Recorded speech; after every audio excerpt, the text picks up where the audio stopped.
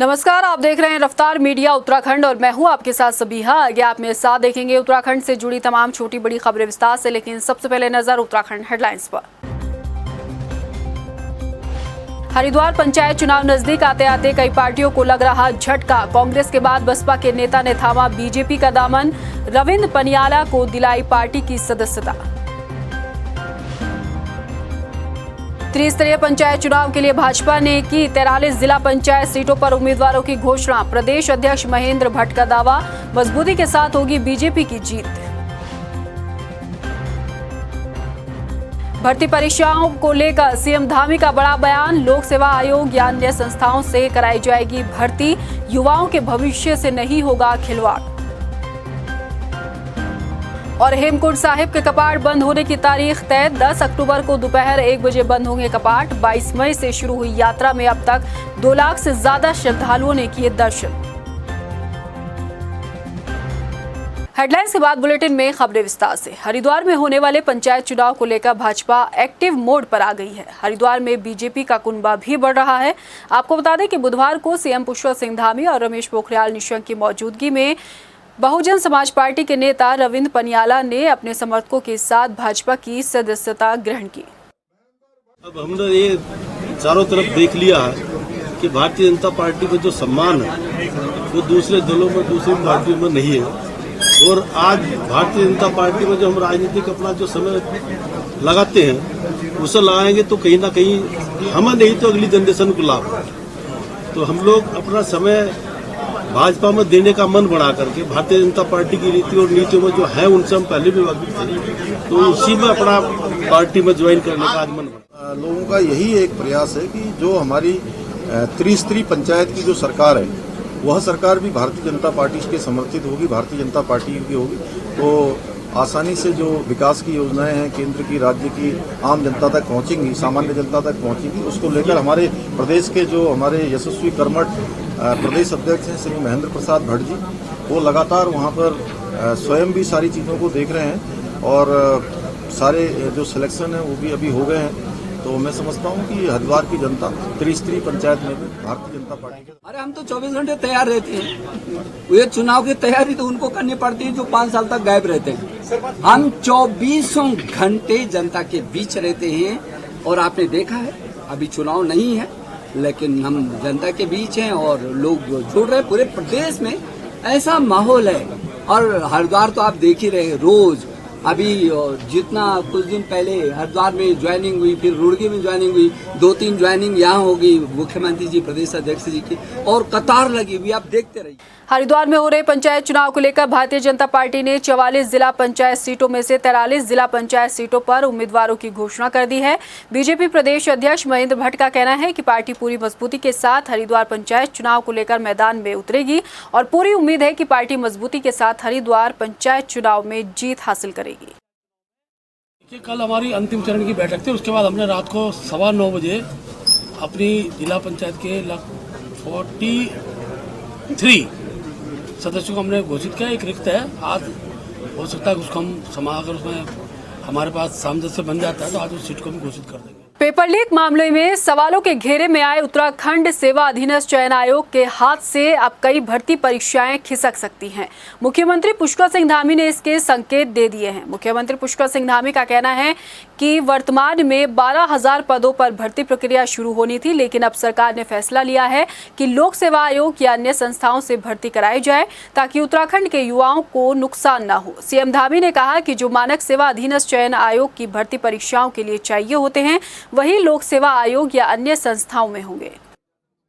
जो भी अर्हताएं अधीनस्थ सेवा चयन आयोग में होती हैं उन्हीं अर्हताओं को रखते हुए, बरकरार रखते हुए समूह 2 की जो भर्तियां हैं वो हम लोक सेवा आयोग या जो भी सक्षम संस्था है उस संस्था से करवाएंगे। उसके पीछे हेतु हमारा ये है कि हमारे जो भाई बहन हैं, हमारे बेटे बेटियां हैं, हमारे जो परीक्षार्थी हैं भविष्य में जिनको भाग लेना है उनकी परीक्षाओं में कोई विलम्ब न हो और जो रोजगार पाने की तलाश में अपनी आशा लगाए हुए हैं उनकी आशा निराशा में न बदले। इसलिए हमने पूरा ये प्रावधान किया हुआ है कि जल्दी से जल्दी हम ये भर्तियां करवाएंगे। कांग्रेस की भारत जोड़ो यात्रा पर सीएम पुष्कर सिंह धामी ने तंज कसा है। सीएम ने कहा कि प्रदेश में कांग्रेस को जनता नकार चुकी है, ऐसी यात्रा करने से कांग्रेस को कोई फायदा नहीं होने वाला। वहीं सीएम ने कांग्रेस पर दोहरे चरित्र का भी आरोप लगाया। मुख्यमंत्री ने कहा कि जो कांग्रेस घोटालों पर सीबीआई जांच को लेकर प्रदर्शन करती है, वही कांग्रेस अब राज्य में हुए भर्ती घोटालों पर सीबीआई जांच की मांग कर रही है। सीएम ने कहा कि सरकार पूरी ईमानदारी और पारदर्शिता के साथ भर्ती घोटालों की जांच करा रही है और दोषियों को बख्शा नहीं जाएगा। पूरे भारत से वैसे ही कांग्रेस को लोग छुड़ा रहे हैं तो उनको यात्रा की क्या जरूरत है। देखिए, इस समय कांग्रेस का दोहरा चरित्र सामने आया है। एक तरफ जहां देश के अंदर कांग्रेस पार्टी सीबीआई को लेकर लगातार धरना कर रही थी, प्रदर्शन कर रही थी और दिल्ली में तमाम प्रकार के अनर्गल आरोप, देहरादून में भी अनर्गल आरोप, सीबीआई के दफ्तरों पर जाकर उसके बाहर जाकर धरना करने का काम कर रहे थे। वहीं उत्तराखंड में सीबीआई का राग लाप रहे थे। अभी माननीय न्यायालय में भी मामला गया है और हमारी मंशा साफ है कि हम ईमानदारी के साथ काम कर रहे हैं, पारदर्शिता के साथ काम कर रहे हैं। कोई भी इस जो हमारे बच्चों के भविष्य के साथ खिलवाड़ करने वाली इस अपराध में जो शामिल है उसको किसी कीमत पर भी हम छोड़ेंगे। उत्तराखंड में चल रहे घोटालों के अमृतकाल में जहां एक तरफ गड़बड़झाले और धांधली उजागर हो रही है, तो वहीं अपनी करनी को छुपाने का काम भी तुरंत हो रहा है।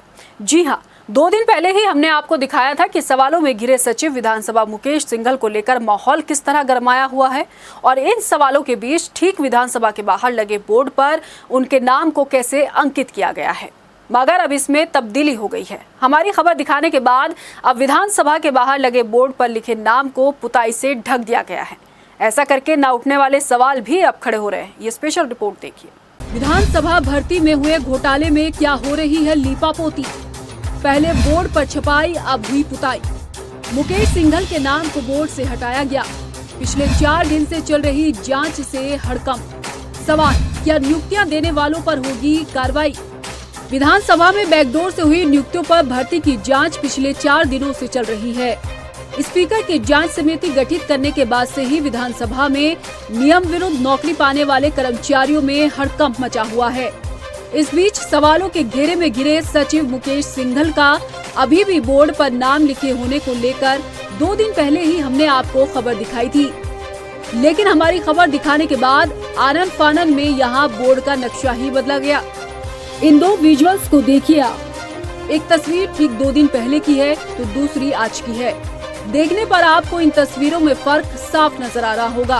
पहली तस्वीर में मुकेश सिंघल के पद और नाम दोनों अंकित हैं और दूसरी तस्वीर में उनके नाम को पुताई से पूरी तरह ढक दिया गया है, जिससे इस बात का पता ही न चल पाए कि इस बोर्ड में क्या गड़बड़झाला था।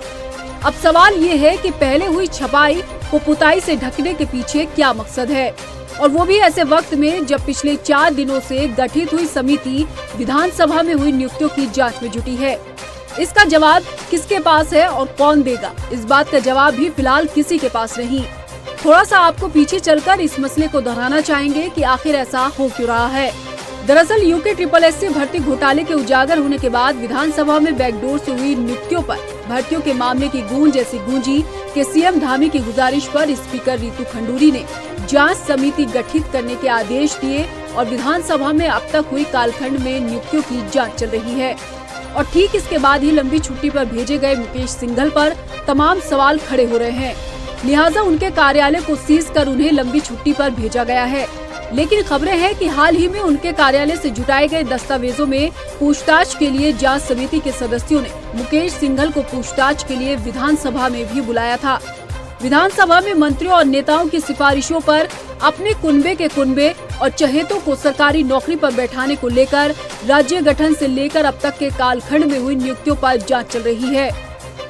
उत्तराखंड विधानसभा में बैकडोर से हुई भर्तियों को लेकर जहां जांच चल रही है और आज 4था दिन है और विधानसभा के भीतर जो जांच सदस्य कमेटी बनाई गई है, जो सदस्य हैं आज भी जांच 4थे दिन कर रहे हैं। लेकिन जिस तरीके से उत्तराखंड विधानसभा में बैकडोर नियुक्तियों पर जोर रहा हो, वहीं दूसरी तरफ कुछ तस्वीरें हम आपको दिखाना चाहेंगे जो 2 दिन पूर्व हमने दिखाई थी कि आखिरकार किस तरीके से जो यहाँ पर विधानसभा सचिव जो मुकेश सिंघल हैं उनके नाम का बोर्ड लोक सूचना अधिकार के तहत लगा हुआ था कि वो लोक सूचना अधिकारी यहाँ पर हैं।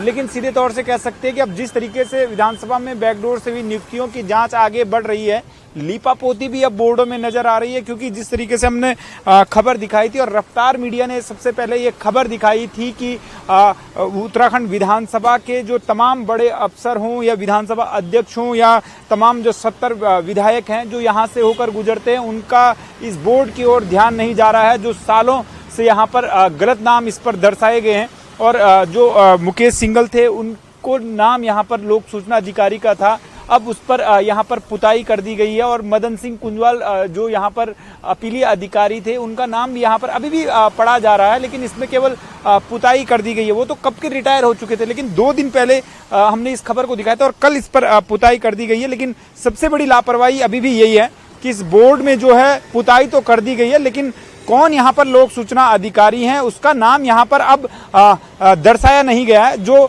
सीधे तौर से इस ओर इशारा करता है कि एक तरफ जहाँ विधानसभा में लीपापोती देखने को मिल रही है, वहीं दूसरी तरफ जो ये लीपापोती हो रही है उसके बावजूद यहाँ पर कई लापरवाहियाँ देखने को मिल रही है। लोक सूचना अधिकारी अगर कोई विधानसभा के बाहर आता है, अगर किसी को बोर्ड के माध्यम से जानना हो तो उसे पता नहीं चलेगा कि उत्तराखंड विधानसभा में इन दिनों लोक सूचना अधिकारी भी यहाँ पर है। कैमरा पर्सन अरविंद के साथ मनीष जंगवाल, रफ्तार मीडिया, देहरादून। प्रदेश में उत्तराखंड अधीनस्थ सेवा चयन आयोग में हुए भर्ती घोटालों पर पूर्व मुख्यमंत्री और गढ़वाल सांसद तीरथ सिंह रावत ने कहा कि प्रदेश में हुए भर्ती घोटालों की जांच चल रही है। बीजेपी के लिए देश सर्वोपरि है। विधानसभा में हुई बैकडोर भर्ती मामले में सांसद ने कहा कि जिन भी नेताओं और अधिकारियों ने गड़बड़ की है उनको कटघरे में खड़ा करते हुए उनकी जाँच होनी चाहिए और दोषी पाए जाने पर उनके खिलाफ कार्रवाई होनी चाहिए। पहली प्रक्रिया प्राथमिकता जांच स्वाभाविक की जब कोई घटनाएं होती है तो स्थानीय उस पर अपनी जांच होती है, प्रक्रिया कहते हैं, और वो प्रक्रिया हो रही है।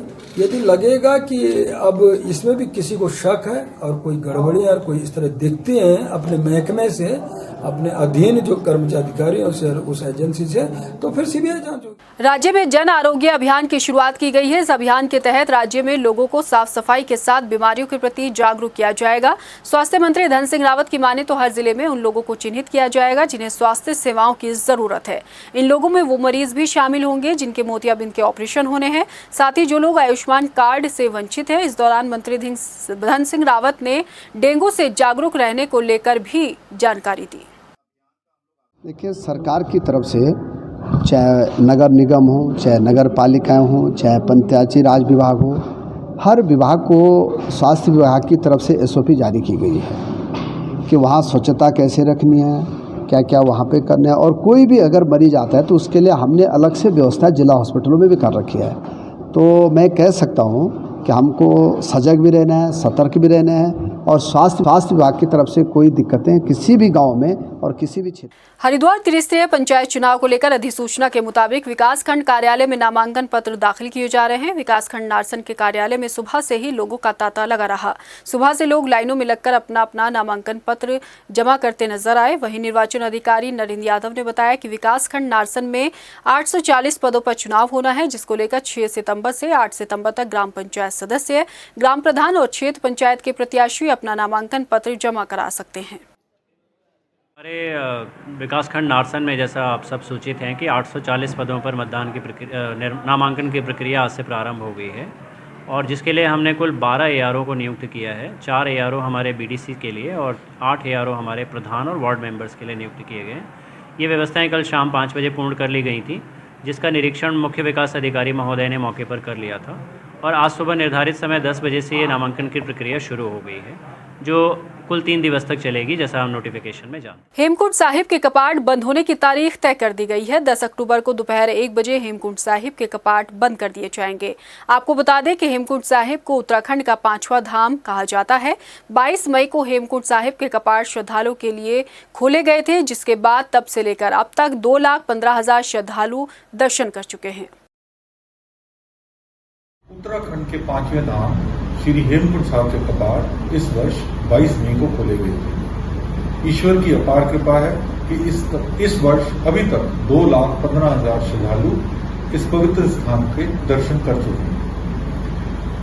हेमकुंड साहिब ट्रस्ट की हुई बैठक में यह निर्णय लिया गया है कि इस वर्ष हेमकुंड साहिब के कपाट 10 अक्टूबर को दोपहर 1 बजे बंद कर दिए जाएंगे। सभी यात्रियों से सविनय निवेदन है कि 10 अक्टूबर से पहले श्री हेमकुंड साहब के दर्शनार्थ अपना कार्यक्रम बनाएं।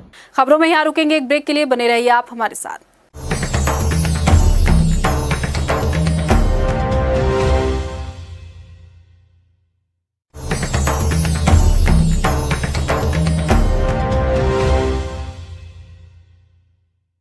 ये रिपोर्ट हर उस शख्स के लिए है जो दिन रात एक कर अपनी गाड़ी कमाई को जोड़कर उसे सुरक्षित रखने के लिए बैंक पर भरोसा करता है। चंद नंबर की खाता संख्या पर उसे इतना यकीन होता है कि उसका जमा करा पैसा उसी के खाते में आया है। लेकिन बैंक में सुरक्षित करने वाले कर्मचारी ही लालची हो जाएं तो किस पर भरोसा किया जाए। जी हां, टिहरी जिले में 4 करोड़ का गबन किसी और ने नहीं बल्कि बैंक के कर्ता धर्ता ने कर डाला है। देखिए रिपोर्ट। तस्वीरों में बेबस नजर आने वाले ये लोग टिहरी जिले के प्रतापनगर के हैं, जिन्हें डर है कि उनकी गाड़ी कमाई स्वाहा हो गई है। वजह बैंक में मौजूद कैशियर और मैनेजर का लालच है। जी हां, टिहरी जिले के प्रतापनगर विधानसभा से हैरान कर देने वाला मामला सामने आया है। यहाँ मौजूद यूनियन बैंक मदन की शाखा में बैंक के कैशियर और मैनेजर ने 4 करोड़ की राशि का गबन किया। राज्य में इससे पहले भी बैंक के कर्मचारी ने मैनेजर के साथ मिलकर खाता धारकों की गाड़ी कमाई का गबन किया है, लेकिन ये चोरी उत्तराखंड के इतिहास की सबसे बड़ी चोरी है। हैरत की बात यह है कि बैंक में कैशियर के तौर पर तैनात आरोपी सोमेश डोभाल का एक ऑडियो भी वायरल हो रहा है, जिसमें आरोपी अपने कारनामों का खुलासा कर रहा है। आरोपी का ये ऑडियो हमारे संवाददाता को यूनियन बैंक मदन की शाखा के खाता धारक विनोद ने दिया। पहले ये ऑडियो सुनिए। गबन हमने किया है तो गबन हमने किसी के व्यक्तिगत पैसे का नहीं किया है, हमने सरकार के पैसे का किया है। प्रतापनगर की मदन की शाखा में हुए इस गबन के बारे में तब पता चला जब नए मैनेजर ने यूनियन बैंक की कुर्सी संभाली और पुराने मैनेजर और करोड़ों का गबन करने वाले राहुल शर्मा की कुर्सी को बदला गया। नए मैनेजर के आने के बाद मामले का खुलासा हुआ और शुरुआती दौर में घोटाला 1 लाख 2 लाख का आंका जाने लगा। जांच कर रहे मुख्य कार्यालय के प्रबंधन भी इस बात से बेखबर थे कि ये घोटाला करोड़ों की संख्या को पार कर देगा। मामले के खुलासे के बाद यहाँ मौजूद खाता धारकों में हड़कंप मचा हुआ है। लोगों को डर सता रहा है कि उनकी कमाई शायद कभी ना मिले। जैसा कि आप सभी को विदित है कि यहाँ पर जो है बहुत बड़ा घोटाला हुआ है और जो यहाँ पर स्थानीय हमारे जो काश्तकार थे, जो गरीब जो है किसानों के यहाँ पर खाते थे, हजारों किसानों के यहाँ पर खाते थे और उनके साथ जिस प्रकार से यहाँ पर फ्रॉड किया गया है बहुत ही निंदनीय है, दुर्भाग्यपूर्ण है। हालांकि मुख्य कार्यालय के महाप्रबंधक लोगों को भरोसा दिला रहे हैं कि उनकी जमा पूंजी को बैंक लौटाएगा। महाप्रबंधन अजय कुमार ने ये भी माना है कि बैंक में बैठे 2 नुमाइंदे कैशियर सोमेश डोभाल और राहुल शर्मा ने करोड़ों का गबन किया है। दोनों के खिलाफ कार्रवाई करते हुए भी मुकदमा दर्ज कर लिया गया है। अभी इसमें जारी, हम लोग इसी जांच के लिए आए हुए हैं कि फाइनली कितना निकल के आता है। बट जो भी गड़बड़ हुई और जो भी दोषी है उसके अगेंस्ट हमने एक्शन ले लिया है और जल्दी हम लोग जो है एक चीज़ मैं आप लोग को और आश्वस्त करना चाहता हूँ कि ये कोई चिटफंड नहीं है या NBFC टाइप की नहीं है कि आपका पैसा सुरक्षित है, लेकिन एक व्यक्ति की वजह से जरूर बैंक में जो एक रेपुटेशनल लॉस हुआ है उसकी भी भरपाई हमें करनी है। जहां यूनियन बैंक के मैनेजर बैंक खाता धारकों को भरोसा दिला रहे हैं कि उनकी जमा पूंजी को बैंक लौटाएगा, लेकिन लोगों में डर सताना लाजमी है, क्योंकि राज्य में ये पहली दफा नहीं हुआ जब बैंक कर्मियों ने बैंक खाता धारकों के रुपयों में डाका डाला हो। इससे पहले भी राज्य में बैंक कर्मियों की धोखाधड़ी का मामला सामने आ चुका है। अब जरा सोचिए कि क्या आपका पैसा बैंक में सुरक्षित है। टिहरी से अरविंद नौटियाल के साथ ब्यूरो रिपोर्ट। हल्द्वानी सहित नैनीताल जिले के अन्य इलाकों से निकलता कूड़ा लोगों के लिए मुसीबत का सबब बन रहा है। गोला नदी किनारे ट्रंचिंग ग्राउंड की 4 हेक्टेयर जमीन कूड़े से पूरी तरह भर चुकी है। हालात इतने खराब हो गए हैं कि ट्रंचिंग ग्राउंड के बाहर डंप कूड़े के पहाड़ ने दूसरे ट्रंचिंग ग्राउंड का रूप ले लिया है। सफाई वाहन सड़क किनारे कूड़ा पलटा कर लौट रहे हैं। कूड़ा गौला बाईपास तक आ गया है, जिसकी वजह से कूड़े से गंध फैल रही है। इस ट्रंचिंग ग्राउंड में हल्द्वानी के अलावा भवाली और भीमताल से भी लाखों टन कूड़ा कचरा यहाँ डाला जाता है। रोजाना डाले जाने वाले कूड़े से यहाँ की क्षमता पूरी हो चुकी है और कूड़ा सड़क पर फैलता हुआ नजर आ रहा है। ये बहुत रोड तक फैला दिया इन्होंने, अंदर फुल हो गया है। हमें खाने पीने में बहुत दिक्कत हो रही, सांस का अर्जे वाले लोग हैं हम, हमें तो अस्पताल जाते आते परेशान हो गए। इसको लिया जाए अंदर करवाओ बवाल को, जो ये रोड तक फैला दिया इन लोगों ने। नहीं, बाहर जो कूड़ा आ रहा था आपके संज्ञान में मैं लाना चाहूँगा। कल रात में हमने जेसीबी लगा करके वो सड़क के किनारे के जो कूड़ा था हमने ट्रंचिंग ग्राउंड की दीवार तक उसको समेट दिया है और हमारा प्रयास है कि जल्दी से जल्दी लेगेसी वेस्ट का प्लांट हमारा लग जाए, जिसका टेंडर हो चुका है और अनुबंध की कार्रवाई गतिमान है। अनुबंध होते ही वहाँ पर कार्य प्रारंभ कर दिया जाए। हल्द्वानी जेल की सुरक्षा में बड़ी चूक का मामला सामने आया है, जहां 3 कैदी भागने की फिराक में थे, जिसमें से एक कैदी दीवार कूदने में कामयाब भी हो गया, लेकिन वहां ड्यूटी पर मौजूद सुरक्षाकर्मी ने उसे पकड़ लिया, जिसके बाद जेल का सायरन बजाया गया। वहीं इस मामले के सामने आने के बाद जेल प्रशासन में हड़कंप मचा हुआ है। हालांकि कोई भी कैदी भागने में सफल नहीं रहा, लेकिन इस घटना से जेल प्रशासन पर भी कई सवाल खड़े हो रहे हैं। वहीं जेल अधीक्षक का कहना है कि मामले की जाँच की जा रही है। अब इसकी तो जांच की जाएगी, पता किया जाएगा, लेकिन जो अभी शुरुआती दौर में पता चला कि 3-4 दिन में ही उसमें से एक कह रहा कि मेरी मां की डेथ हो गई है, मैं परेशान था इसलिए मैंने कोशिश की भागने की। अच्छा, कुछ कार्रवाई की जाएगी? हाँ बिल्कुल, उनके ऊपर फरारी का एक मुकदमा लगवाया जाएगा और जो दोषी स्टाफ होगा उसके विरुद्ध कार्रवाई की जाएगी। इसकी रिपोर्ट महानिरीक्षक कारागार को भेजी जाएगी। जेल प्रशासन की लापरवाही हुई तभी तो घटना हुई, उसमें सिर्फ एक आदमी की लापरवाही है। अगर वो अपनी ड्यूटी पर तैनात रहता तो ये घटना हो ही नहीं सकती थी। लोहाघाट क्षेत्र से अग्निवीर भर्ती परीक्षा में पिथौरागढ़ जाने वाले सैकड़ों युवाओं के लिए उत्तराखंड परिवहन निगम की तरफ से बसें उपलब्ध न कराने पर सैकड़ों युवाओं ने प्रदर्शन किया। साथ ही उत्तराखंड परिवहन निगम और प्रशासन के खिलाफ नारेबाजी करते हुए लोहाघाट डिपो के एजीएम नरेंद्र कुमार गौतम को ज्ञापन सौंपा गया।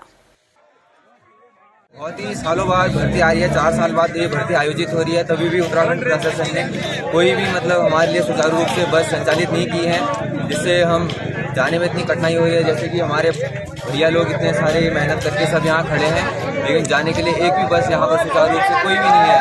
इसलिए हमें एक 3-4 बस वहाँ जहाँ हमारी भर्ती हो वहाँ जाने। इनके पिथौरागढ़ तक भिजवाएंगे, हमारे पास बसों की व्यवस्था है, यात्री उपलब्ध हुए तो हम तुरंत व्यवस्था कर देंगे। अभी जैसे युवा दिखाई दिए हम तुरंत भेजेंगे, तो निगम करेगा। जैसे ही अग्निवीर उपस्थित होते हैं उनके सभी को भेजा जाएगा। मतलब बसों की किसी प्रकार से कोई असुविधा नहीं होगी, मतलब नहीं कोई असुविधा नहीं, हम सभी को बसों की उचित व्यवस्था करा देंगे। फिलहाल इस बुलेटिन में इतना ही, मुझे दीजिए इजाजत, लेकिन जाने से पहले एक नजर हेडलाइंस पर। नमस्कार।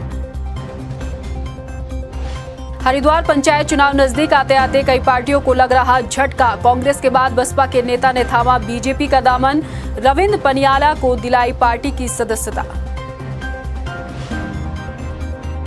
त्रिस्तरीय पंचायत चुनाव के लिए भाजपा ने की 43 जिला पंचायत सीटों पर उम्मीदवारों की घोषणा। प्रदेश अध्यक्ष महेंद्र भट्ट का दावा, मजबूती के साथ होगी बीजेपी की जीत। भर्ती परीक्षाओं को लेकर सीएम धामी का बड़ा बयान, लोक सेवा आयोग या अन्य संस्थाओं से कराई जाएगी भर्ती, युवाओं के भविष्य से नहीं होगा खिलवाड़। और हेमकुंड साहिब के कपाट बंद होने की तारीख तय, 10 अक्टूबर को दोपहर 1 बजे बंद होंगे कपाट। 22 मई से शुरू हुई यात्रा में अब तक 2 लाख से ज्यादा श्रद्धालुओं ने किए दर्शन।